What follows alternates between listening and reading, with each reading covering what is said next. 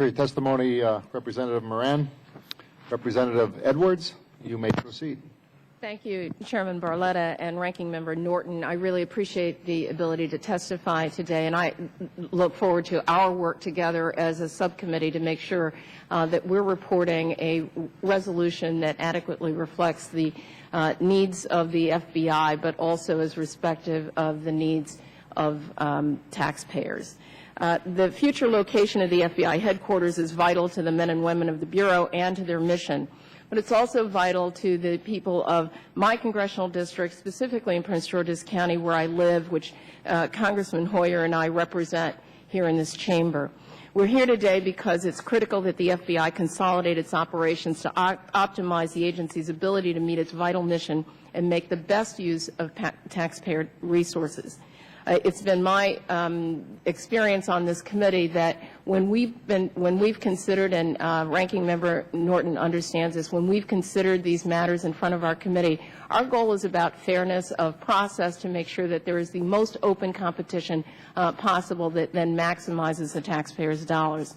It's been almost 40 years since the FBI actually moved to the Hoover building, and we know it's outgrown it. We know that it can no longer provide the security, infrastructure needs, and space required of the world's premier law enforcement agencies. In addition to its responsibilities here at home today, the FBI is a key leader globally in meeting our law enforcement needs. Here in the National Capital Region, the FBI occupies more than 3 million square feet of space over 21 locations that results in $168 million of leasing costs alone. It's pretty staggering.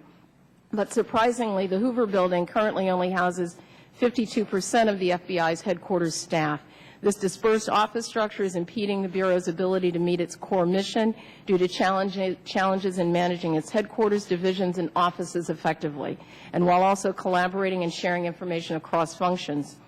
To comply with 9/11 security post 9/11 security requirements, the FBI has looked to consolidate facilities into one headquarters. In response to a 2011 GAO study, the FBI conducted a security assessment that documented threats and analyzed building security requirements consistent with the Interagency Security Committee standards. And so it's a critical component of our nation's security apparatus that the agency has to comply with these enhanced standards. So I want to talk for a minute about Prince George's County. Prince George's County offers an appropriate, I think, opportunity for development and for the FBI to relocate its headquarters.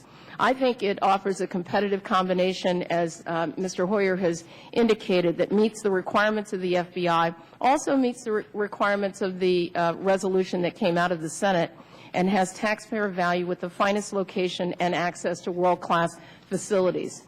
Joint Base Andrews, the President's Airport, is in Camp Springs in Prince George's County. That would provide the FBI with a secure facility from which to depart anywhere in the world to meet its global responsibilities for our domestic law enforcement needs. Fort Meade is home to the National Security Agency and the nation's largest leader in cybersecurity and its intelligence gathering apparatus. It's another secure facility located in nearby Anne Arundel County, a part of which I also have the honor of representing. As Mr. Hoyer has indicated, the University of Maryland, Bowie State University also provide nationally ranked disciplines in criminal justice, computer forensics, biological sciences, language, homeland, cyber, and national security. It's home to the Department of Homeland Security's Center of Excellence in Terrorism Studies and a national consortium of leading terrorism studies programs across the country. Prince George's County is also home, as we've heard many times in this committee, to 15 metro stops, which is the most in this region, offering all kinds of accessibility throughout the county, and provides easy access to the White House, downtown Washington, D.C., the Capitol Beltway, the Department of Homeland Security's new campus at St. Elizabeth's, and our region's airports, while also having the lowest real estate prices in around nearby metro facilities throughout our region.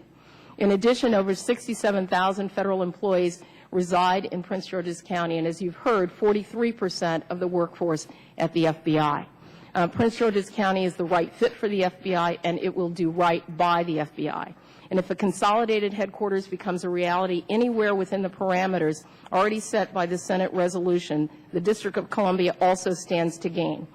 The Hoover Building on Pennsylvania Avenue would free up a block on the most important and prominent street in America, allowing the District of Columbia to have a tax-generating tenant and a building that adds to the aesthetic value of Pennsylvania Avenue. And that would complement the soon-to-be-developed old post office site, which Chairman Norton worked very much on in the last Congress and was championed by this committee as well.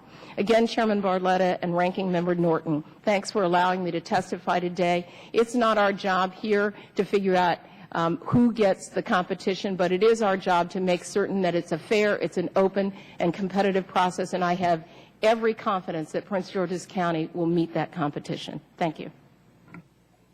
Thank you for your testimony, Representative Edwards.